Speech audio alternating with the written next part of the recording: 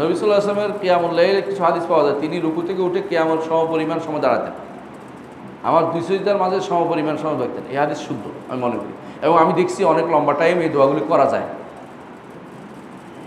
সিজদার মতো দাঁড়ানো যায়, এরকম দাঁড়ানো যায়। যদিও বলেন যে কেউ কোনো আমাদের শেখরা বলে যে এটা আর বলছে তাখমিনান বলছে, মানে কাছাকাছি বলছে, কিন্তু আসলে লম্বা টাইম। দেখেন আমি বলি রব্বানা লাকাল হামদ, সামি আল্লাহু লিমান হামিদা, রব্বানা লাকাল হামদ, আস্তে আস্তে পড়ে অর্থ বুঝে বুঝে, হামদান কাসীরান তাইয়িবান মুবারাক, তারপরে কি আহলু সানা ওয়াল মাইদ আহাক্কু মা ক্বাল আবদু ওয়া কুল্লুনা লাকা আল্লাহুম্মা লা মানি'a লিমা আতাইতা ওয়া লা মু'তিয়া লিমা মানা'তা ওয়া লা ইয়ানফা'ু যাল জাদ্দি মিনকাল জাদ্দ। এর আরও আছে, আমি এটাকে আমি এটা বলছি, এগুলি তৈলে আপনি বুঝেছেন অনেকগুলো দোয়া, নফল সালাতে অনেকগুলো দোয়া পড়বেন। ঠিক দুই সিজদার মাঝখানে আল্লাহ মাগফিরলি রব্বিক ফিরলি রব্বিক ফিরলি তো আছে, তিনবার দিবেন ব্যাপার।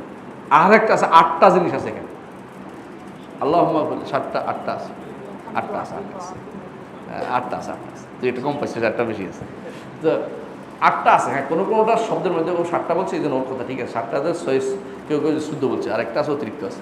তো এই পুরোটাই কেউ কেউ দুটোর বলছে, পুরোটাই কেউ দূর বলছে, কিন্তু এটা আমলের যুগে, এই জন্য শেখ আলবানী বলছে এটা আমল করার জন্য, এটা ভালো সহি আমল। সুতরাং এটা কোনো সমস্যা নেই। নির্দিষ্ট দোয়াটি বারবার পড়া জরুরি না, বারবার পড়বেন না, একটাই আস্তে আস্তে পড়বেন, বুঝে বুঝে পড়বেন।